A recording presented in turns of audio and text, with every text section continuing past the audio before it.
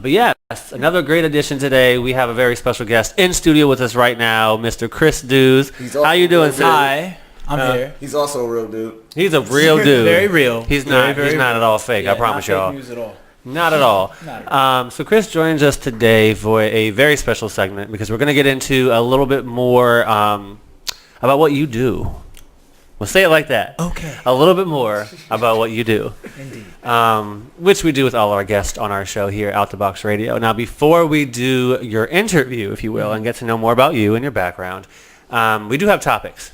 Now, Out the Box here, we kind of round table it, even though it's not a round table. It's okay. Think outside the box. It's very rectangular. Yeah, it's very rectangular. But you got to think outside the box. All puns intended. Indeed. So we want to cover a few topics today, and we want to get your intake on those. Okay. Our other co-host, Jonay, beautiful co-host, smart, sometimes defensive, a little crazy with her answers. Jonay is stuck at work, so hopefully she's going to tune in, but we have you here to answer topics instead, which might be fun for you at least, and hopefully for us too. You know it. So we're going to get into it. Jared, I actually want to throw it over to you because I think you had one on mind that you wanted to talk about. Yeah. So I brought this up today to you because everyone keeps talking about the daggone commercial I'm in, and I'm like, yeah. Me stop Q. talking and just watch. Me Q. Stop talking and just watch.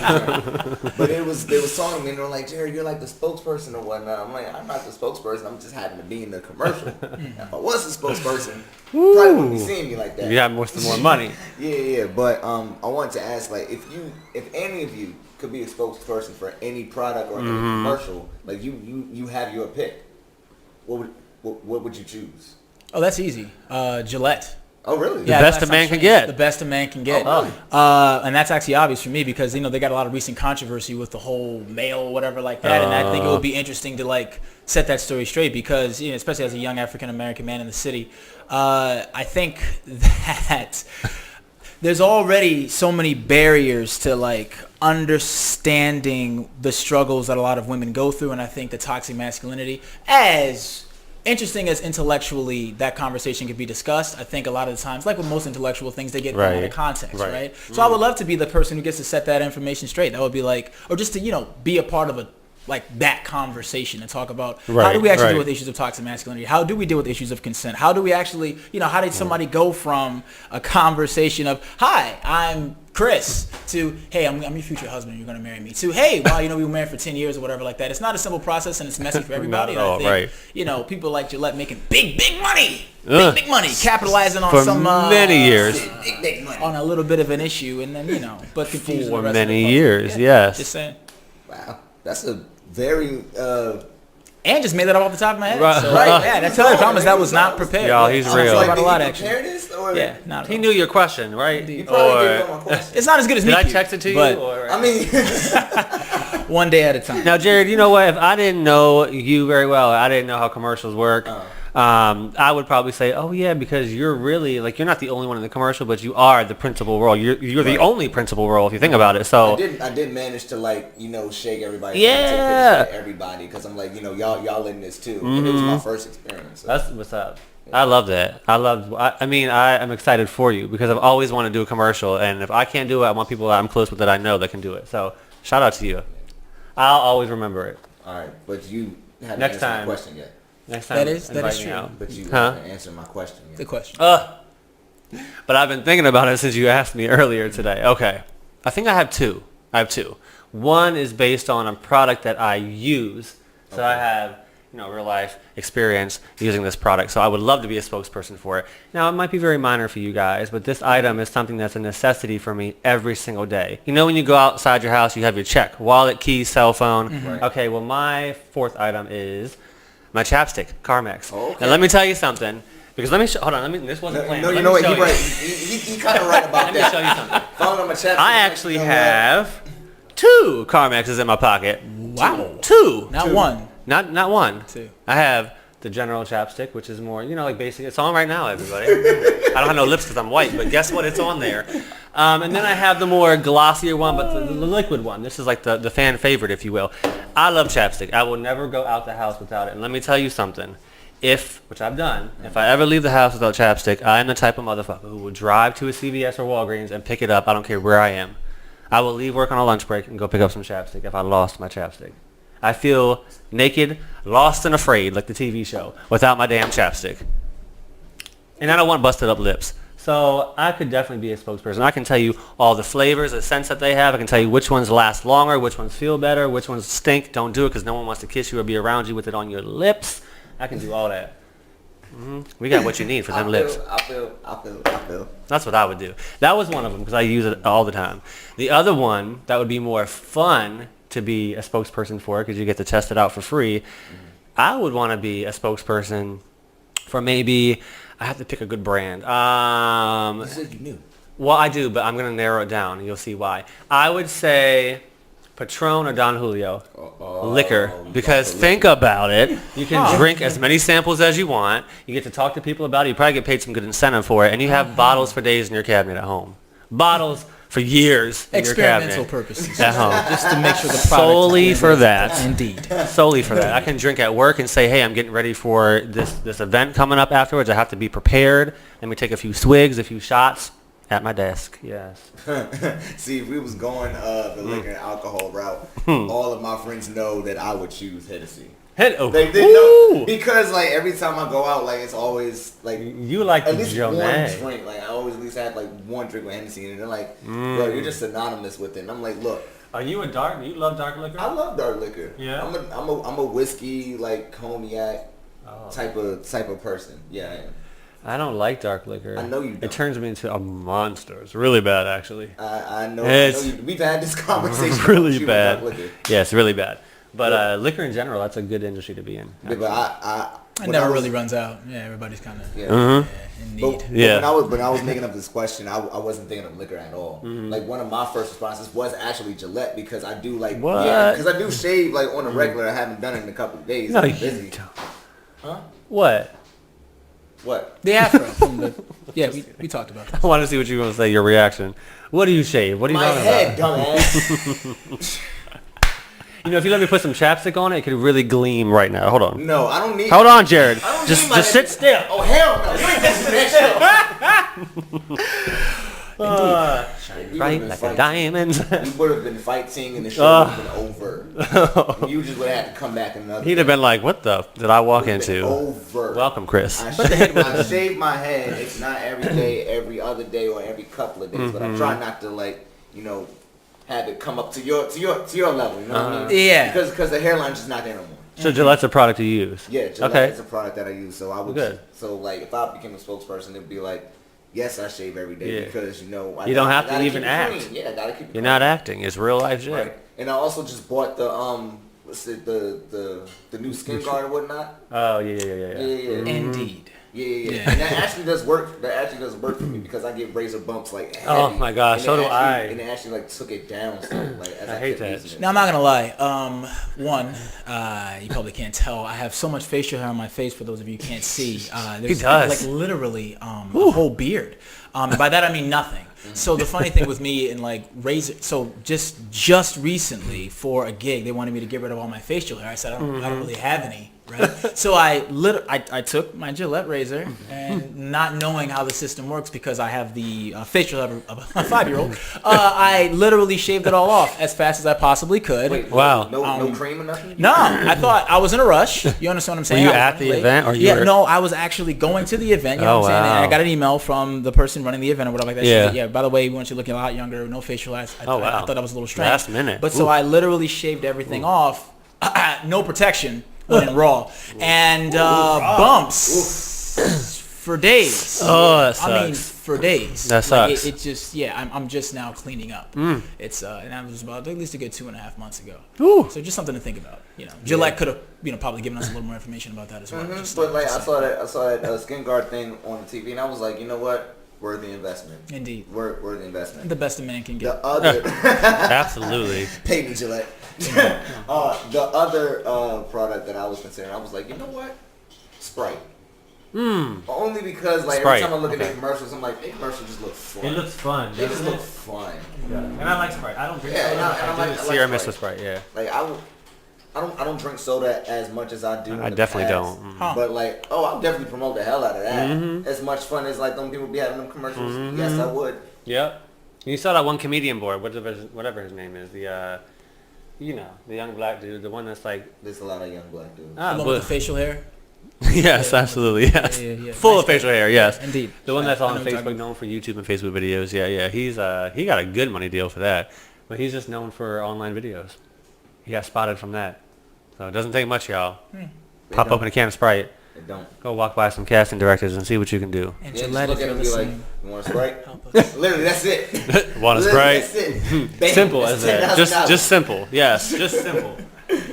So I kind of want, mine isn't about products, but I kind of want to ask a question about entertainment, because that's what we talk about here, entertainment, right? That's what our show is really based on. We have a lot of foundational support in the entertainment industry. So I want to, as I rub this cloth, I see you looking. Like, why are you like massaging the white table? I'm still so surprised at this. This is only our like second show that we've had since we've had this cloth on there, so sometimes it still throws me off. Huh. And white reflecting on white isn't right. So this is what I will say about entertainment, okay? Think about movies, right? Don't go anywhere, Jared. I need you for this, okay? Think about movies.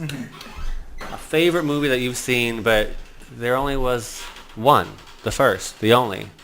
If you could find a movie that could have a sequel, what movie would you choose?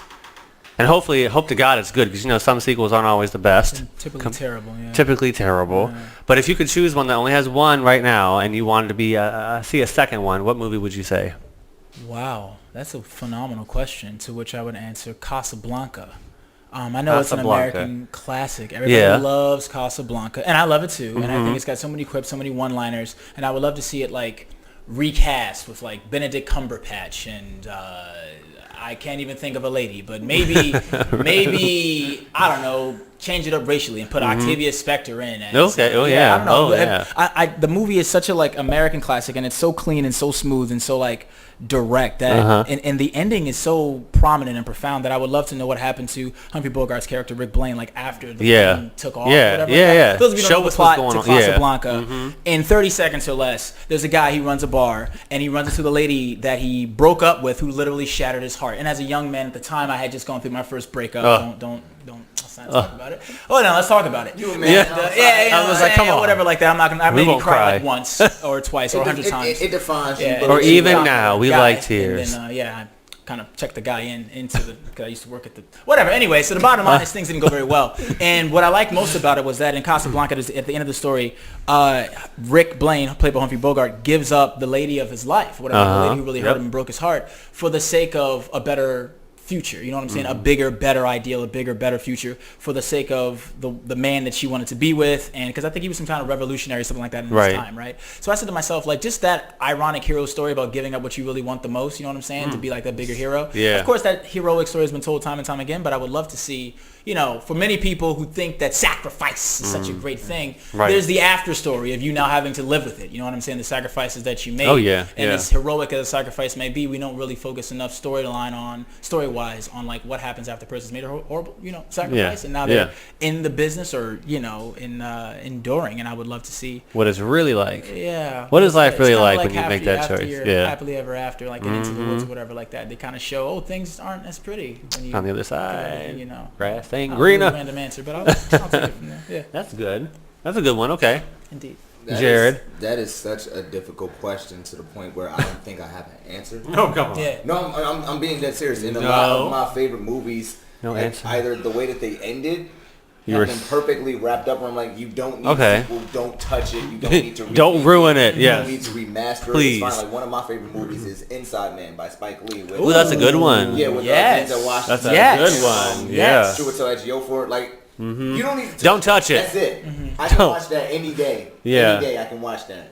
Don't Yeah. touch it. And some of my other favorite movies, I'm gonna just like go off on speed round is for one, The Lion King. Anyone who knows me knows that I love The Lion King. We can't wait It's to in this my summer. heart. We don't can't. talk We about can't the wait to sequel, this though, summer. so, yeah. Well, we should talk about the sequel. We should talk about the sequel. Because I Wow, do like okay. it. I actually do like it. Oh. Do you? It's not as good as the first, but I'm like, you know what? It's part of my childhood, so But we're all looking forward to the reboot that's coming out this they summer. better not ruin that shit. They're not gonna ruin it. They're gonna ruin it. They're not gonna. But anyway, Oh like, God, I hope not. Well, we'll see. anyway, like other favorite movies of mine, like Men in Black or Speed, which is a classic. They had sequels, but they weren't really good. I heard the new Men in Black wasn't that like good. Creed is one of my favorite movies that already has a sequel. Yeah. So like either the sequels have been done, or like the originals, or like the one movie has been that good, and I'm like, you don't do shouldn't it. touch it. Yeah. You know what I Don't mean? do it. Don't do it. So Well, I can't think of one who's like has one singular movie where I'm like, oh, I would love to see a sequel. It's like, no. If you do now, okay, now I don't disagree with you because I know there's a lot of movies out there that I feel the same way. Like, there's no need to touch it. There's no need to touch it. But there are movies that they don't really have as much of a plot to it. It's just kind of like a good comedy or drama, and you're like, why not see a second one, see how this, unfolds. So my favorite movie not of all time, but one of my favorite movies of all time, has always been White Chicks. I love White Chicks. Love it. Love it. And I would pay some money to see White Chicks 2. Because I don't really feel, could they ruin it? Sure, they can ruin everything. But White Chicks doesn't have enough of a plot for me that I feel like they could ruin. They can make it just as funny as the first one. I feel like they could. Absolutely. The Wayne brothers are good as it is. They can make anything good, I think. So put them costumes on, and I don't care what you do, I'm going to be cracking the hell up. Because they're just funny. Wow.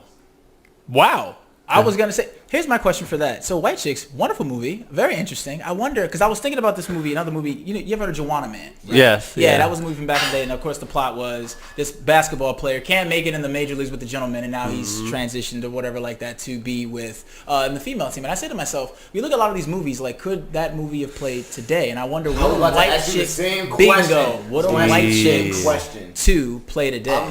Or Juwanna Mann 2 play today? I'm not sure if those movies that's a good point. would fly today because of the social presence of the LGBTQ community. Very true. And also with just like the women's movement in general, and specifically on White Chicks, just white people in their feelings, or just other races, being offended. We do have to take that into consideration. Like there was a movie that I didn't see this, but I just heard about it on the internet. There was a movie about this white man who put on the persona of a black female on radio. Oh, LaQuisha. Yeah, I think the movie's called. Yeah, I saw the trailer. Yeah. I was like, I haven't heard that one, LaQuisha. That's just, yeah, that was weird. That was a weird. Do that. And then someone else had brought up the fact, wait, they did it with White Chicks, and I was like, see, that ain't the point. The point is that white folks are doing that to us forever, but that's a conversation for another day. But you get what I'm trying to say, right? Like today's society, I don't think it would fly that way. Is it blackface if it's on the radio? That's It's black voice. It's black voice. Yeah, It's something. That's interesting. Yeah. I don't know. I just feel like for White Chicks, how long has it been out now? What, like a decade at least? Yeah, or so. But I feel like even a decade ago, things were accepted enough to where, for that level of comedy, people would understand it's comedy. Yeah, I get some people will judge it. It was done like very tastefully. It was good. The comedy was gold, I feel like, with that. They had fun with it. I don't think they played too... I mean, granted, they were dressing up as white girls, so it's hard to say this, but I don't think they played too much on the white card as far as going in depth. As they weren't they're focusing more on the funny side of stuff. Let me resemble X, Y, and Z. Not like, ooh, white people do this. Like they weren't aggressive with it. They were having fun with it. I think it would be something great. And not just that, but I feel like they are coming out with a second one, because I've seen rumors I've heard. I don't know if it's true, but I've heard rumors that... they are deciding on whether or not they want to come together to do it. Maybe it's a money issue. Maybe they don't have money to do it. Or maybe not everyone wants to participate. For yeah. Who knows? Yeah. But I mean, I'm still waiting for Tropic Thunder too. Yes. Well, like that one too. That was a good one too. Same cast. Yes. Yes. That's a movie where I'm like, you don't have to do a sequel, but if you did, it's okay. I think we get over it. Yeah. I would get over it. I would love to see that. Offended. Somebody will, you know what I'm saying, but they'll live. They'll laugh through the oppressive pain. It would be worth it. It would be worth their pain to see the second one. I would enjoy that. Indeed. Both their pain and the second movie. Yeah. Because who cares about you guys? Just kidding. I love everyone. All right. But like off of that, because now I'm really interested in this conversation of like things like comedy that will fly today, or like artistic things that will fly today. Yeah. Mm-hmm. I always have this conversation with people now. Boondocks is coming back for a fifth. I've seen that. I've seen that. Phenomenal show. Boondocks. When it was still a rumor, I was like, I had to think about it. I'm like, could Boondocks fly today? Like, is it really gonna fly today? And I was like, you know what? I don't care if it's not gonna fly. Do it. Right. Do it. Doesn't even matter. Yeah. I dare you to do it, and they did it. So I'm like, great. Let's see what happens, because I was such a huge fan of the Boondocks. I don't know anybody who wasn't a huge fan of the Boondocks, but Which is true. I think about, but in modern times, I wonder, like, when somebody say that's a horrible representation of African Americans, and it's portraying African, like, what, Thugnificent? Yeah, right. Yeah, and 10 years ago nobody would have said this, but now it would be deemed as like mad homophobic, because I know there's that scene. Was it Thugnificent who made out with? It was Gangsta-licious. Gangsta. Yes. There you go. Yes. Like the dude who was just like, he was black and black. Yes. Yeah. And then also one of Riley's quotes is, nigga, you gay. Yeah. So I'm like, yo, I'm telling you it might touch. Someone's going to be mad. Someone's going to be upset. Someone's going to be mad. But nowadays, we all expect that to happen. Indeed. So guess what? Get over it. There's some things I might not like, but guess what? I'll get the hell over it. Yeah. Teach yourself how to Get the hell over it. Exactly. It's not look, personal. I mean, maybe, but not really. If it's funny and if it's within the context of what you're trying to say. Yeah. Okay, sure. Okay, No, sure. people need to get over their feelings. It ain't that damn deep. Right. You have your own life. You live in it. Move on. Live on. Sing on. I cannot wait for Boondock season 5. I cannot wait. Well, And I'm over here dropping my phone. all of us do. Oh, what's up, Elena? Elena's over here grinding, y'all. Grinding Yes. on. Not like that. I meant like. I'm just. like Britney works towards her career. Yes. Did I say a person? I just said on. You But can I know feel- how you think. Well, I was thinking that, but I didn't say it. I was going to let you fill in the blank. See, those on are her those money, assumptions on that her we're talking job. about. We assume negative, you know what I'm saying? We sure do, and Jared always assumes the worst when I open my No, mouth. it's only because like Tom. He knows where I go. Exactly, I know where. It's you not go. time and time, it's every Always- time. Yeah, he always goes. He knows that route, where so I I'm go. like, I'm gonna You sure it stop wasn't him just before the he does. chapstick situation? I still Yeah. No, that I didn't see coming. Indeed, okay. I didn't see the chapstick thing coming. Everyone likes their lips to be moist. Moisture is... It helps. It helps the lubrication. As makes we things all, roll you know smooth. what? While we take a quick break in a Chapstick second, break. do we all have chapstick? Oh, we are going to take a chapstick break. I'm chapless. Ooh. Forgive me. Well, some of us will have moist lips, and when we come back in just a minute, some of us might be a little bit parched, but it's okay, Chris. Your lips look fine, actually. Thanks, they're man. perfect. You know, I do try. I moisturize them Moisturize. often. Yeah, do little lip workouts and everything else like that. Lip that's really workouts. strange to say out loud. I posted about That's, that once. I'm just imagining like What a lip workout little would look little like. weights you're lifting up with your bottom. Yes. It's just pretty entertaining, actually. The way to life. Right? Yes, there you go. Yeah, you know how it goes. So those of you who are tuning in right now to Out the Box Radio Show live with Chris Dews, we will be right back in just a moment to get more in depth into the life of Chris, if you will, to find out what he does. For now, And why he's in a suit. and why he's in a suit. Indeed. For now, take a look at this this clip, which we'll show you, which actually goes into Chris's acting reel. So we'll talk about it when we come back in just a moment. You got it. Real? Yep. Reel it in.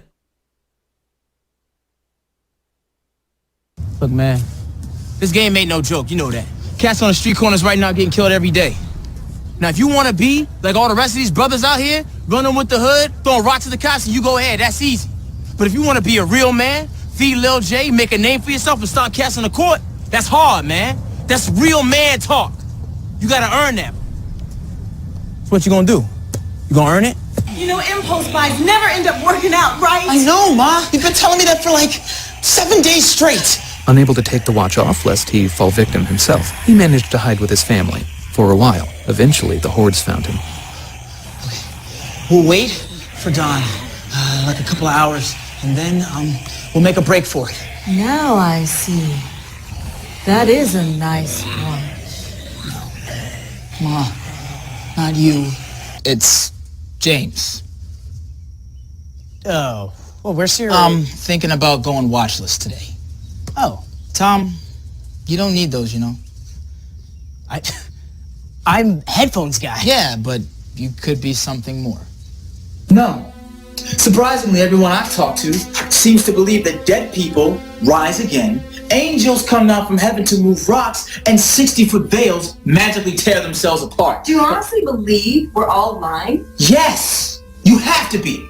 You don't understand the impossibility of the stories. One says that Jesus Christ came back to life and that he put his finger through his hand. 2 others say that he met them on the road to Emmaus, and yet hundreds more say that he preached to them. It doesn't make any sense.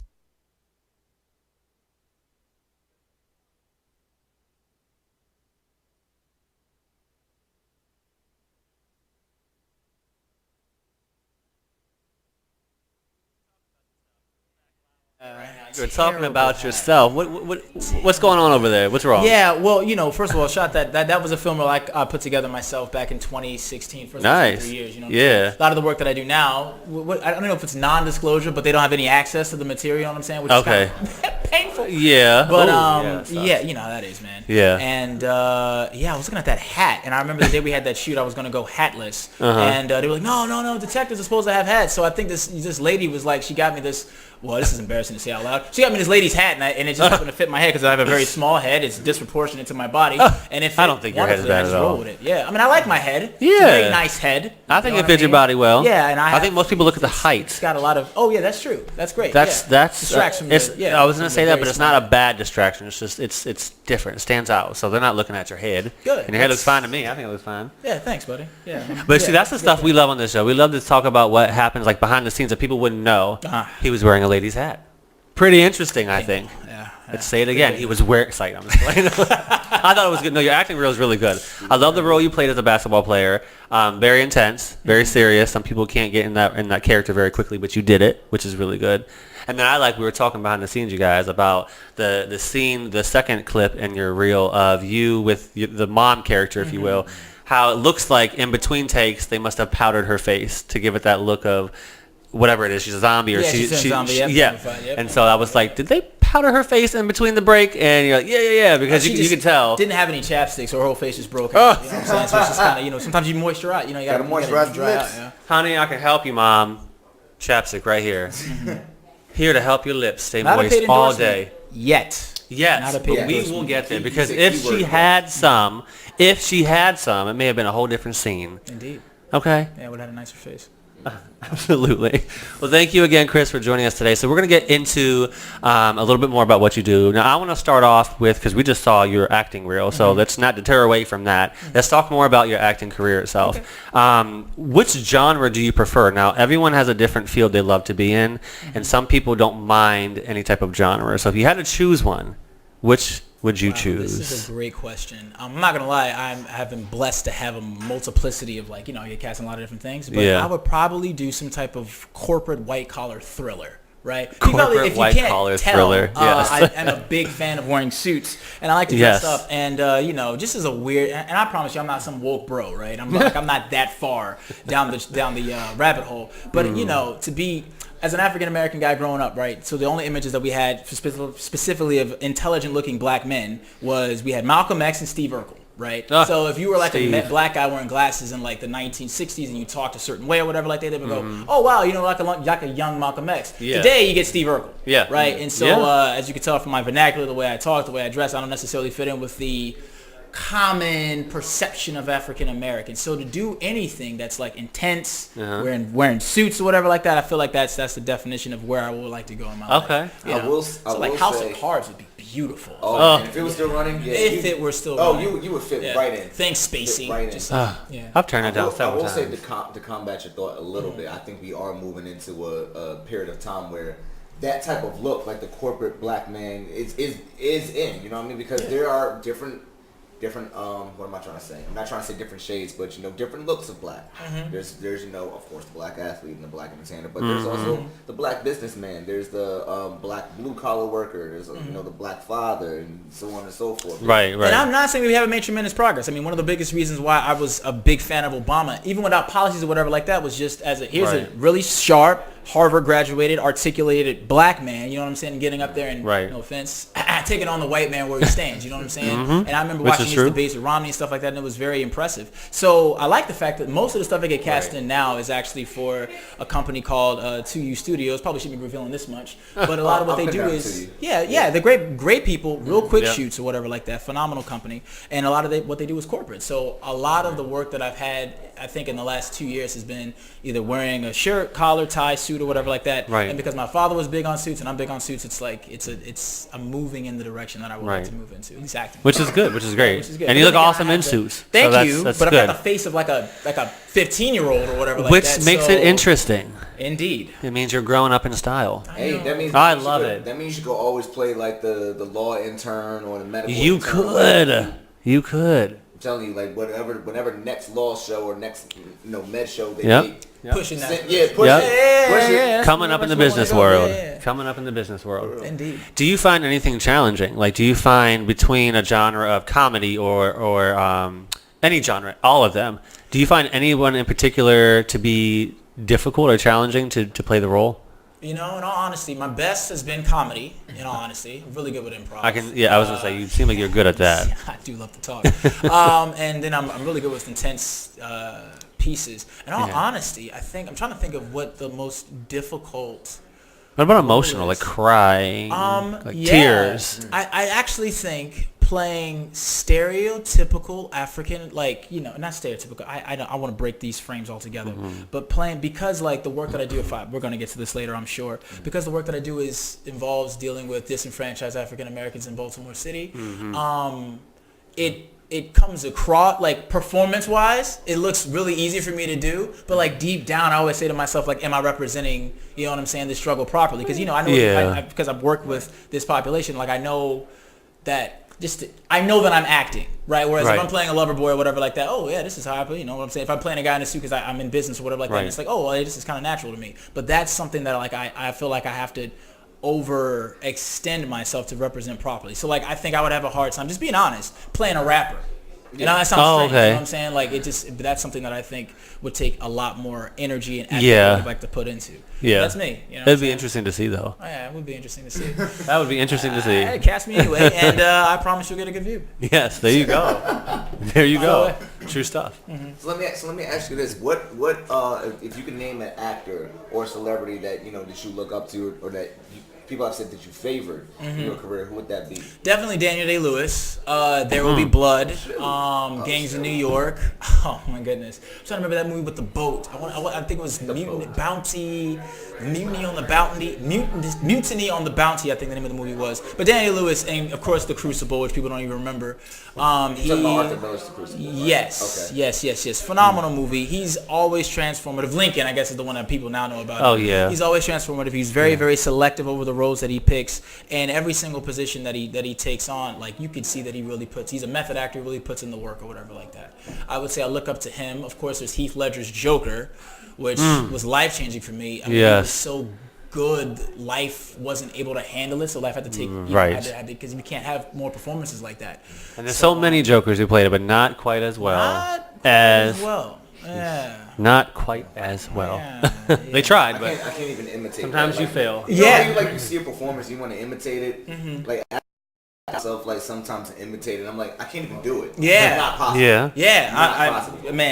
So that's going all the way. And so I think those are the two biggest actors. I think on a classic level right now, Chadwick Boseman, because did I say his last name right? Boseman, yes. Because I think I used to butcher it. Of, what's it called? The sound equipment. And yeah. I would say, but that's how you pronounce it. Yeah. Indeed. I think, you got the Get On Up, which apparently a lot of people haven't seen. Which was when he played James Brown. Now but then again, you guys are like, of course, yes, indeed, him, that 42, Black Panther. If you just look at, just put those three roles together, you see that this guy's an incredibly talented person. Absolutely, who's really changing the game. Yeah, he's about to release a movie, I think called 12 Bridges, where he's an NYPD detective, and there's a mass killing of police on Manhattan Island. And he's like, we're shutting down the island and we're going on a manhunt for these killers. And I saw the trailer one day when I was in the movies. I was like, whenever that comes out, that's the next one. Like, woof. No, he's the man, dude. Oh, my goodness. He's phenomenal.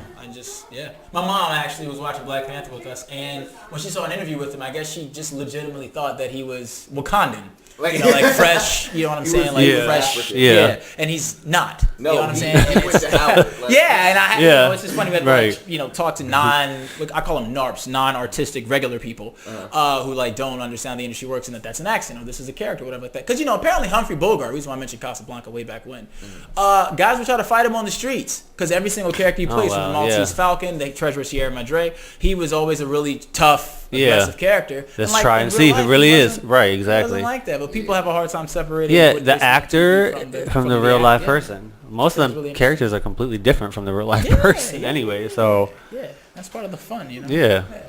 Well, Jared, I wasn't asked a question about challenging moments, but for the sake of time, I'm going to skip that one. So I know you have another question for him. We kind of did, so that's why I'm going to skip it as well. Right, so what has been your favorite role thus far? Oh, wow. My favorite role thus far. Let's see. I did a show at Single Carrot Theater, great theater. Just want to put that out there. It was A Beginner's Guide to Deicide. Very strange play. People thought it meant A Beginner's Guide to Decide, and it was a play about a woman named Lucy who was basically representative of Lucifer. Right. And she was going throughout history, slaying all these great white patriarchs who changed society. And I had the opportunity to play all of those patriarchs. Oh, wow. So from Charles Darwin to, oh my goodness, to Joan of Arc. Not a patriarch, to William Bradford, to, oh my goodness, Dante Alighieri, like all these different people who basically changed the modern lexicon of how we think and see the world. Martin Luther and all those different people. And so I never played a role where I was playing 16 different characters, just changing a hat, changing the voice. But that's challenging in itself. Yeah, that's was hard intense, to do. It was fun and it was direct and yeah. I think I played Nietzsche as well, but all the characters were like framed in a certain way. So it was like Charles Darwin was like film noir, right? Like that's what I got captured, and then Friedrich Nietzsche was like Obi-Wan Kenobi or whatever, like that, training his young Padawan Lucy Lucifer or whatever. And so I don't know, like I used to be big on fast multi-character changing, you know what I'm saying, every 5 seconds to a different character, and I love that type of stuff. That's awesome though. Yeah, I wish I could have an opportunity like that. It sounds like a lot of fun. Yeah, it was good times. Keep it diverse. Keep it mixed up. Now, so on your website, which I'm going to let you go ahead and spit on out there to everybody. Indeed, what's your website? chrisdews91.com. That's CHRISDEWS, like Mountain Dew with an S, 91.com.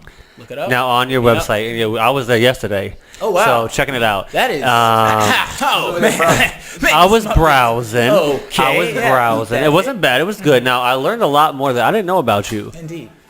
So, you had some experiences with stage combat and also puppetry. Yes. Which was interesting to see. That was one thing I was talking about. I was like, wow. puppetry. You don't see many people, at least that we've had on the show, who have even done that before. So this is a new for us. Indeed. But I want to know a little bit more about both. So for stage combat first, how difficult was it for you to learn stage combat? Actually, as a kid who grew up with video games and cartoons and stuff like that, child of the 90s, you know what I'm saying? Oh, that was the best time. I was unbelievably excited to get into that. I'm actually trained in katanas, handguns, broadswords. Oh, wow. Staffs, and I'm trying to think there was one or two more, and of course hand-to-hand combat. Yeah. And I don't remember, and I think rifles as well. Wow. That was for a show I did for Center Stage, actually. That's amazing. Yeah, no, it takes some time to get to get used to it or whatever like that, but it's fun. It's it's the closest thing you're ever gonna get to being that superhero. You want to be. I think you have to have a certain level of imagination in order to bring it out. Like exactly. Yeah, and some some dancing ability too. Yeah. It's all these attack scenes or whatever like that are heavily choreographed. I can only imagine. Yeah. No, that's fun. A great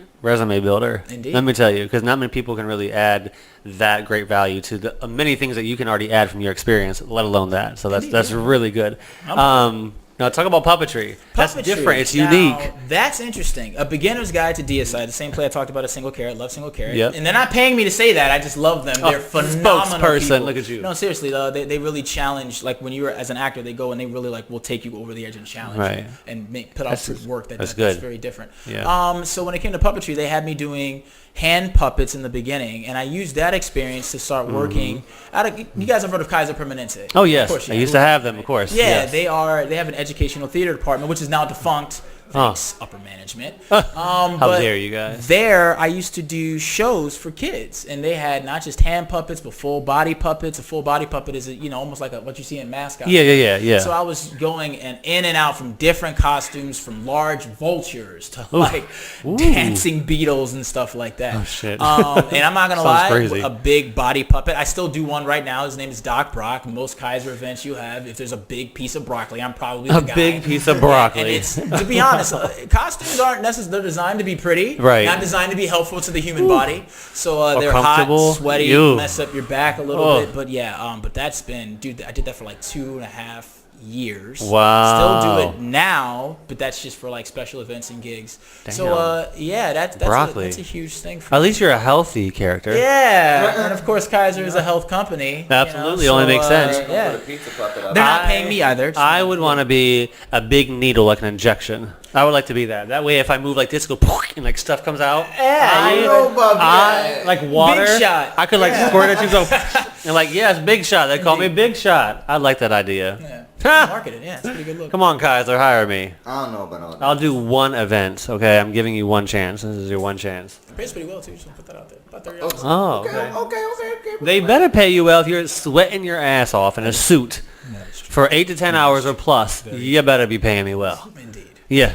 I could sit at work and get whatever, that much money, and not sweat my ass off, okay? All right, so you wear a lot of hats in this business, so I want you to throw on your mentor hat right now. Okay. What are 3 things that you would love to tell any aspiring actor or performer? Oh, 3 things that goodness. they need Now, to I've been know. thinking about this because these are the things, always when I think about what I want somebody to know, I think about what I would have wanted to know, what I want to know even right now. Yes. I think most people don't understand capitalism, specifically because most people who get into the arts tend to be very expressive and leftist and things of that nature. Nothing wrong with that. I'm not even a political person like that, right? So there's this hatred of capitalism that tends to like crop up, and you see now in all the debates as well, right? Because capitalism is not necessarily a fair system. It's a system that's designed to produce products and make not a money, fair system, right? Right. So I think a lot of actors, like I'm learning this now. Like I got headshots taken, right? Yep. But I never would have thought, you got to think about type and brand, and so it's like I just wanted a really good picture. Right. And when the casting director's looking at it, I think, okay, is this guy a hipster? Right. Is he going to be the thug character? Is he going to be the businessman? Is he an intellectual? I'm sorry. Go ahead. No, by all means. But for someone who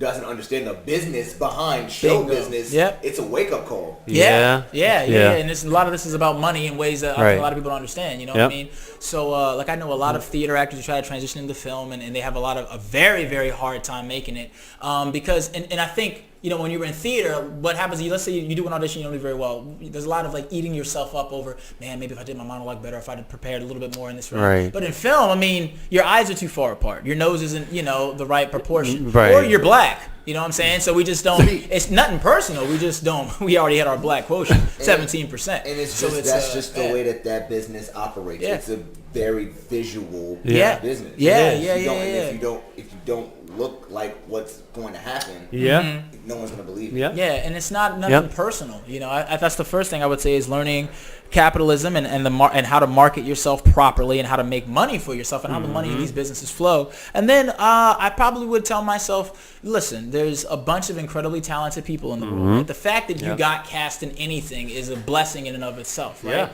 it's a competition almost. Yeah, it's and sad, but it's brutal in every regard. And you're going to deal with nasty agents and casting directors and directors in general because their mentality is supply and demand. I can always get another person. Right. So I would help if I could mentor anybody on that. I would definitely push them in the direction of not taking anything personal, and because actors, I don't even think people try to say we're egotistical people, right? Because anybody wants to, but I think a lot of actors actually come from a place, and this is just me. Maybe I'm just pseudoscience. Come from a place of hurt. They come from a place where they want to stand out. They want to be seen or whatever like that. So there's an idea of self-importance that they have, and of course the market or the realities of the world don't necessarily back that up. You know what I mean? Right. You can be the best person in the world and still not get cast. You can be the most talented actor in the world and still not get cast based off of looks, connections, who you know, those kind of things.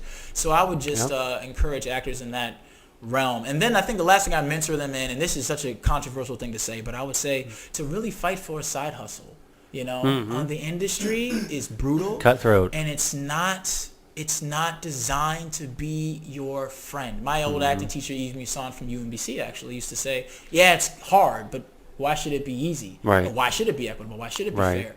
And so I would get them to invest their meaning in life in something that's not so tied to an easy rejection.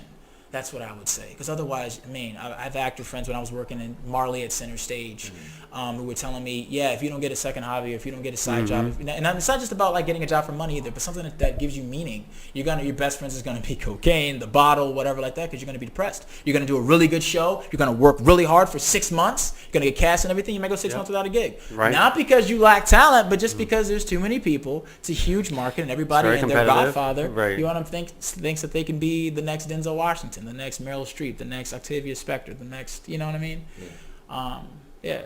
So those are my 3 things. Okay. Yeah. That's what I would say.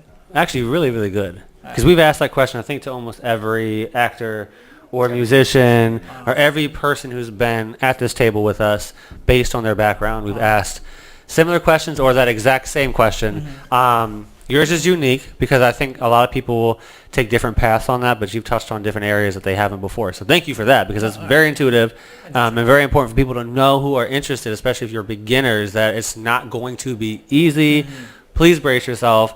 Please prepare as much as you can ahead of time and be ready for rejection because everybody gets it. Even the best of the best, well-known actors that you see on TV have gotten rejected probably 1,000 times before you've seen them on a movie. So Very true. keep that in mind. And don't blame yourself. Please don't. Yeah, Right, it's a please don't. system. Yeah, don't All right, we really got to get into the reason why you We wearing a suit, do. bro. We do. okay. The real reason why you're wearing a suit. Yes. There is a company that you work for, or matter of fact, I'm just gonna say that you are because Yes. every time I see this, Yes. I think that you're a walking face for it. Civic Works, and you're doing wonderful, Sponsor. wonderful work in the community with this Yes. business. So please Yes. take it away. Tell Civic us about Works. You got it. All right. I am the training coordinator for the Civic Works Center for Sustainable Careers. And what we do at Civic Works, in a nutshell, we do three things. We train Baltimore City residents, and we get them certified to work in one of four industries, either installing solar panels, weatherizing homes, removing lead and asbestos, or building stormwater gardens. All environmental work, all construction level work. Right. So, and it pays anywhere from $14 to $18 an hour, right? Now, we don't care about a high school diploma, don't care about a criminal record. So we specifically focus on people who are either unemployed, underemployed, or people who, are at risk for reincarceration because Right. they're out here trying to find work for themselves, but there's no opportunities for them. Exactly. So that's the biggest thing. We train them and then we place them. So the placement is guaranteed. And then we help them out with bus passes, gas cards,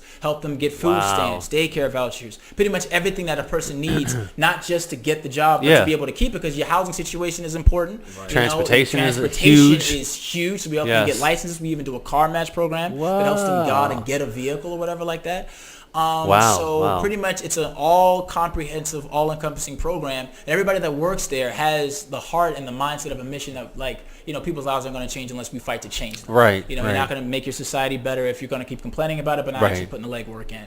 And so that's what we do. We help at least, we're only supposed to help 120 people a year. That was last year. We're not, we're on track to help 140. We've got new grants, new contracts coming in. We just booked a contract with BG&E. Oh, We're nice, going to do nice. pipe laying and construction in that realm.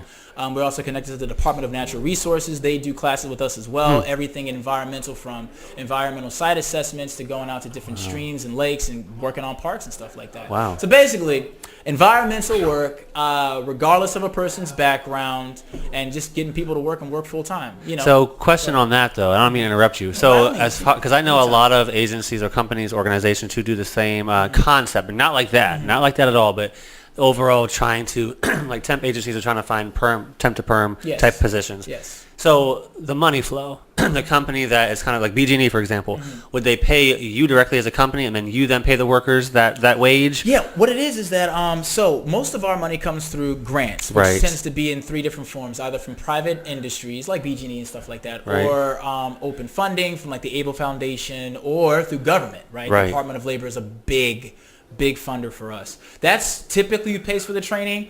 If a specific company like BG&E or the Department of Natural Resources wants to train people in a specific realm, they do pay Okay. us directly. Right. Now, it's a nonprofit, so I don't get a chance to see a lot of that money, Right. right? I don't Right. get bonuses. People think, the more people I recruit or whatever like that, like me talking get about it right now, bonuses for it. I'm going to get some huge, it's Right. not at all. I mean, I'm really just in it because I think that if you want to make your city better, you Yeah. got to give people economic opportunities, regardless of whatever their background has been. Which is so, awesome. Yeah, Yeah. companies just pay directly to get people trained. So how do people really get involved with, can they get involved? Or are you guys kind of scouting yourselves? What does that prospect look like? What's that perspective? The way we operate, recruitment-wise, we do have three recruiters, and I am one of them.